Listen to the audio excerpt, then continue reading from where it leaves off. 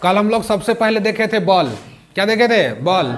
बताया था आप लोग को बल, जब कोई वस्तु विराम अवस्था में हो या गति अवस्था में हो तो अपना स्थिति को चेंज करना चाहे, परिवर्तन करना चाहे या परिवर्तन कर ले, उसको हम क्या बोलते हैं? यानी कि बल का परिभाषा।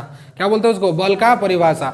बताइए, बल कभी कभी क्या होता है? शून्य भी होता है। बल कभी कभी क्या होता है? शून्य। और कभी कभी शून्य नहीं होता है। जब हम वस्तु पर बल लगाते हैं और जब वह बल दिख जाता है, मतलब वस्तु परिवर्तन हो जाता है, तब कहेंगे कि बल क्या है? शून्य नहीं है। लेकिन जब हम वस्तु पर बल लगाते हैं और वस्तु किधरो नहीं होता है, मतलब जैसा का तैसा रहता है, लेकिन बल तो लगाए ना, तो हमारा बल कैसा हो गया? वहाँ शून्य हो गया।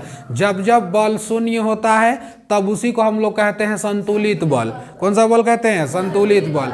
जब कभी बल शून्य नहीं होता है उसको बोलते हैं बल असंतुलित है। क्या है? असंतुलित है। जड़त्व का नियम समझा दिए थे। किसका नियम? जड़त्व का नियम। वस्तु का एक खासियत है, जो वस्तु अगर विराम में है वो विराम में रहना चाहता है, जो वस्तु अगर गति में है वो गति में रहना चाहता है, जब तक कि कोई बाह्य बल काम ना करे। तो वस्तु जो विराम रहता है या गति रहता है, उसी का यह नियम को हम लोग क्या कहते हैं? जड़त्व का नियम कहते हैं। क्या बोलते हैं? जड़त्व का नियम। गति का पहला नियम किस सिद्धांत पे काम करता है? जड़त्व का नियम। गति का पहला नियम किस सिद्धांत पे काम करता है? पहला नियम। यानी कि पहला नियम ये कहता है कि अगर वस्तु अगर खड़ा हो तो खड़े रहना दिया जाए उसको, ठीक है। अगर वस्तु गतिशील हो तो गतिशील रहने दिया जाए उसको। अगर उसको छेड़छाड़ करेंगे तो उसका जड़त्व में दिक्कत आ जाएगा। समझ में आ गया बाबू? जड़त्व में क्या हो जाएगा? दिक्कत आ जाएगा। यानी कि ट्रेन में बैठा हुआ यात्री एकाएक ट्रेन चल पड़ने के कारण पीछे की ओर झुक जाता है। ऐसे क्यों होता है? जड़त्व के कारण। जड़त्व के कारण। या तो गति का पहला नियम, गति का पहला नियम। जब हमें बस में जाते हैं, जब बहुत तेज गति से जाते हैं, बहुत तेज गति से हम जाते हैं, अचानक ठोकर लगती है, उड़ जाता सब एकदम है। क्यों? किस नियम के कारण? जड़त्व के कारण। गति का पहला नियम, गति का पहला नियम। समझ में आ रहा है सबको? अब एक बात बताइए, अगर यहाँ पर अगर ले ले हम ले ले 5 kg, ठीक है, 5 kg, और ले ले यहाँ पर 2 kg, ले ले यहाँ पर 20 kg, और यहाँ पे ले ले हम मान के चलिए 17 kg। अब बताइए इन चारों वस्तु में किसका जड़त्व ज्यादा होगा? किसका ज्यादा होगा? 20 का। क्योंकि ये चाहेगा कि हम उतना ही जमा के रहें। समझ में आ रहा है? एग्जाम में पिछला साल का क्वेश्चन दिया था, बस, कार, साइकिल, ट्रेन, इनमें से जड़त्व सबसे ज्यादा किसका है? समझ में आ रहा है? क्योंकि वो जितना हेवी है उतना ही वो अपना स्थान सुनिश्चित करेगा, जितना वजन है उतना ही टाइट रहेगा। समझ में आ रहा है? अब तुम कहोगे हाथी का कि मच्छर का जड़त्व ज्यादा? हाथी का जड़त्व ज्यादा होगा, मच्छर का जड़त्व ज्यादा होगा। फूंक दो तो उड़ जाता है। वो है मच्छर को बैठा रह फूंक दो तो उड़ जाता है, उसका काम तो वैसे भी उड़ना है। हाथी उड़ता है? आजकल तो आदमी ऐसा ऐसा निकल गया तो कह भी देगा कहियो हम आज उड़ते हुए हाथी को देखना, तो तुम भी उस जगह वैसे नहीं करना। हाँ भाई ठीक है बोल रहा है, हमारा घर का बगल में जो तार गया ना ऊपर में बैठल था, हम वो देखे सुबह सुबह आज। तो वैसा आदमी को वैसे नहीं बोलना होगा जी। जब कोई मानने के लिए तैयार ना हो, मूर्ख का जवाब ज्यादा शालीनता से दीजिएगा तो उसको समझ में नहीं आने वाला है। उसी भाषा में तनी सा दे दीजिए उसको। समझ में आ गया? यहाँ से कोई दिक्कत किसी को नहीं है। तो बताइए, जड़त्व का नियम गति का पहला नियम कहलाता है। समझ में आ गया? यह गति का पहला नियम जड़त्व का नियम को परिभाषित करता है। किसी को कोई परेशानी यहां से? न्यूटन का गति का दूसरा नियम, न्यूटन का गति का दूसरा नियम, दूसरा नियम, ठीक है।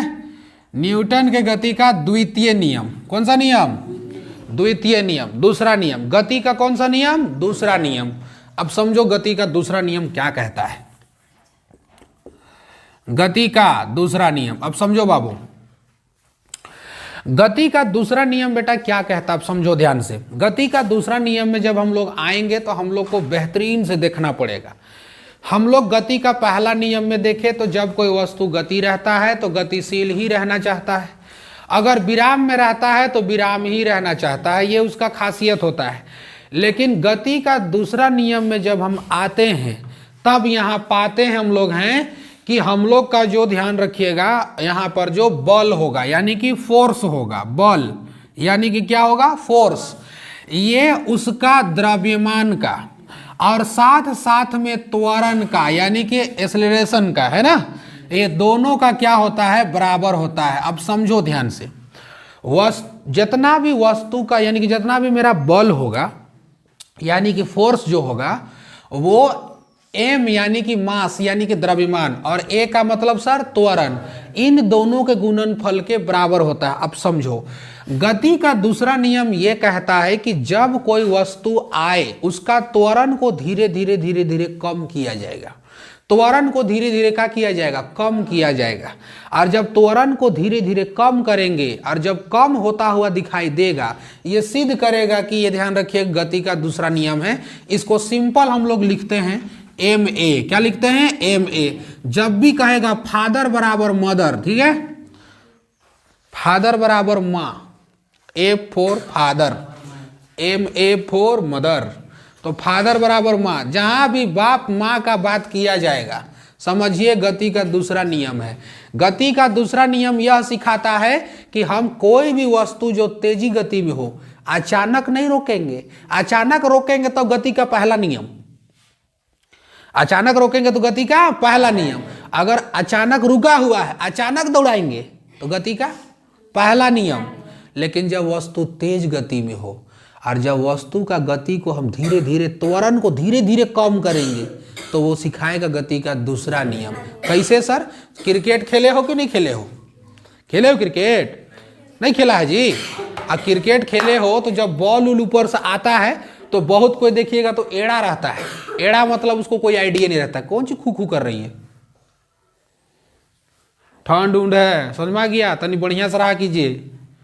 सुबह सुबह आजकल लगना शुरू हो गया है ना, थोड़ा थोड़ा तो लगना शुरू हो गया। और दिन में भयानक गर्मी देता है, दिन में भागने जैसा लगता है। कोचिंग में पढ़ाते हैं 3 बजे तो बहुत बुरा लगता है। हाँ जाएंगे कहाँ भाग के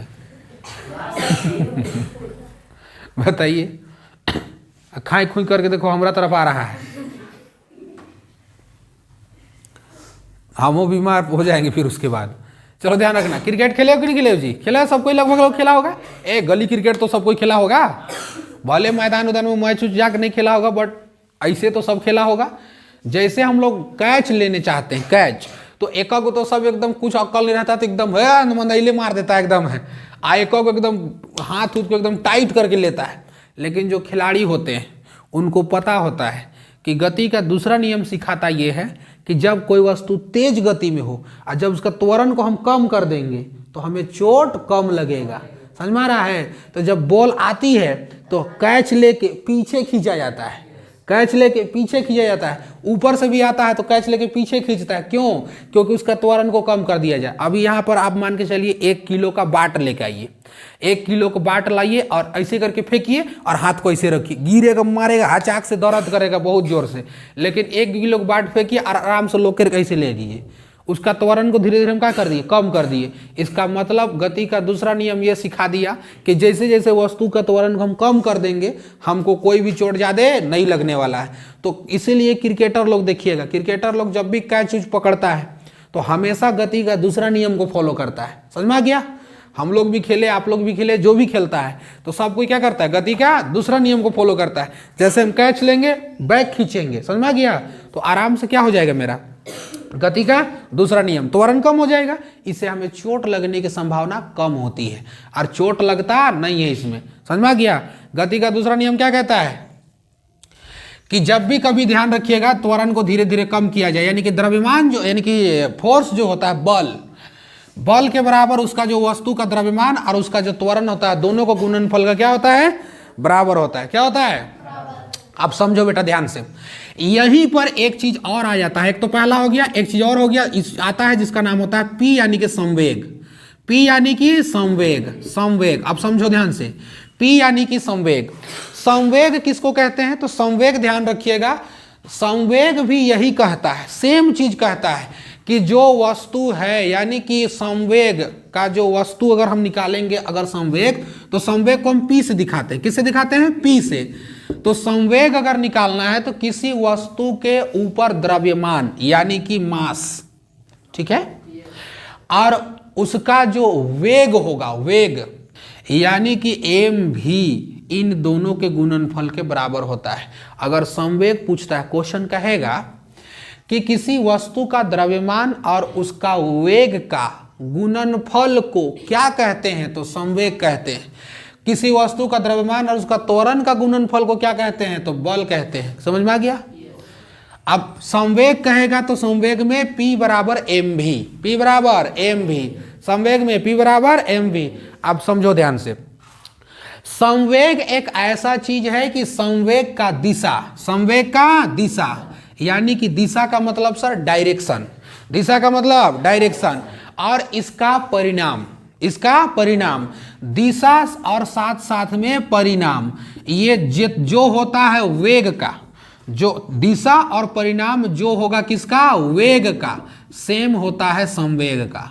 सेम क्या होता है, संवेग का। यानी कि वेग का जैसा दिशा जैसा परिणाम, वैसा ही संवेग का भी दिशा और परिणाम होता है। ये दोनों अलग नहीं होते हैं। समझ में आ गया?